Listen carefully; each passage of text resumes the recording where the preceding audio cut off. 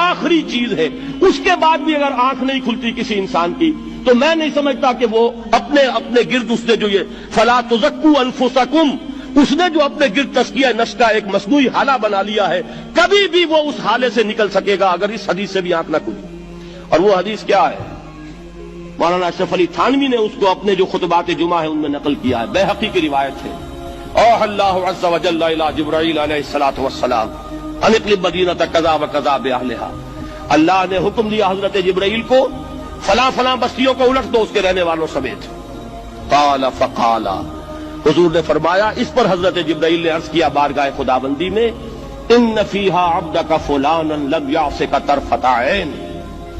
پروردگار اس بستی کو الٹ دوں، اس میں تو تیرا فلاں بندہ بھی ہے جس نے کبھی پلک جھپکنے جتنی دیر بھی معصیت میں بسر نہیں کی۔ اب آپ اندازہ کیجئے، یہ جو ہے نا اپنے آپ کو رگڑنا اور مانجنا اور پوری زندگی رگڑنے میں اور مانجنے میں لگا دینا، ہم بعض بزرگوں کے تذکرے میں سنتے ہیں اتنے اللہ والے تھے، اتنے اللہ والے تھے کہ ان کا گھوڑا بھی کوئی مشکوک دانہ نہیں کھاتا تھا، اور وہ خود جو ہے وہ انگریز کی عدالت میں بیٹھے ہوئے اور انگریز کی نوکری کر رہے تھے۔ یہ ہے وہ میکروسکوپک اور مائکروسکوپک کا عدم توازن، طاغوت کی چاکری کر رہے ہیں، انگریز کی ملازمت کر رہے ہیں، انگریز کے قانون کی تنفیذ کے اندر اعلی کار بن رہے ہیں، لیکن ذاتی تقویٰ اور ذاتی نیکی اور ذاتی للہیت جو ہے اس کا معیار یہ ہے کہ ان کا گھوڑا بھی مشکوک چارہ اور مشکوک کھانا نہیں کھا سکتا۔ یہ ہے وہ عدم توازن، اس کو نوٹ کیجیے گا، جس کو کہ اس حدیث میں محمد الرسول اللہ صلی اللہ علیہ وسلم نے واضح کر دیا کہ حضرت جبرائیل عرض کرتے ہیں کہ اللہ فلاں بستی کو الٹ دوں، اس میں تو تیرا فلاں بندہ بھی ہے جس نے پلک جھپکنے جتنی دیر بھی معصیت میں بسر نہیں کی۔ ذاتی نیکی کا اب اس سے اونچا کوئی مقام کوئی شخص مجھے اگر بتا سکے تو میں اس کا مرید ہو جاؤں گا۔ اس سے اونچا کوئی مقام ہوگا کہ آنکھ جھپکنے جتنی دیر بھی کسی نے معصیت میں بسر نہیں کی، ذاتی نیکی کی معراج۔ لیکن حکم کیا ہوا بارگاہ خداوندی سے؟ قال فقال، حضور نے فرمایا،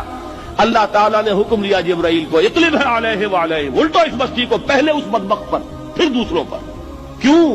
فإن وجهه لم يتمعر في ساعة قط، اس لیے کہ اس کا چہرہ کبھی میری غیرت میں سرخ نہیں ہوا، اس چہرے کا رنگ نہیں بدلا۔ بے غیرت انسان، بدیاں پھیلتی رہیں، میرے دین کو روندا جاتا رہا، میری شریعت کی دھجیاں بگڑتی رہیں، عوامر کا مذاق اڑایا جاتا رہا، نواہی کے لیے دنیا کے اندر جن چیزوں سے میں نے روکا اس کے لیے فلسفے تراشے گئے، اور یہ لگا رہا مست رکھو ذکر و فکر صبح گاہی میں اسے، یہ سوائے ذاتی اپنے اس اصلاح کے اور ذاتی تقویٰ کے اور ذاتی نیکی کے اور ذاتی عبادت گزاری کے یہ میدان میں نہیں آیا، اس کا خون نہیں کھولا کبھی، اس کے چہرے کا رنگ متغیر نہیں ہوا، لہذا یہ دوہرا مجرم ہے۔ یہ ہے وہ تصور جو یہاں پر نوٹ کیجئے۔ ہاں، اس کے یہ معنی بھی نہیں ہے کہ نماز بھی نہیں پڑھ رہے، روزہ بھی نہیں رکھ رہے، اقامت دین کے کارکن ہیں، فرض نماز آ گئی ہے وہ چلی جا رہی ہے، جماعت کا کوئی اہتمام نہیں ہے۔ اب یہ دو انتہائیں ہیں، ایک انتہا یہ کہ وہ تزکیہ نفس جو ہے اسی میں وہ رگڑنے اور مانجنے کا عمل جاری ہے، ایک یہ کہ اس کا سرے سے کوئی تعلق ہی نہیں، اپنی ذات سے بحث ہی نہیں۔ وہ کیفیت وہ ہو گئی ہے جو یہود کی آئی ہے قرآن مجید میں کہ تامرون الناس بالبر وتنسون انفسکم وانتم تتلون الکتاب، کیا تم لوگوں کو نیکی کا حکم دیتے اور اپنے آپ کو بھول جاتے؟ یہ دوسری انتہا ہے۔ پھر وہی بات عرض کروں گا، وہی بال سے زیادہ باریک اور تلوار کی دھار سے زیادہ تیز راستہ ہے جس پہ چلنا ہوگا، کہ نہ یہ ہو کہ وہ مبالغہ ہو رہا ہو،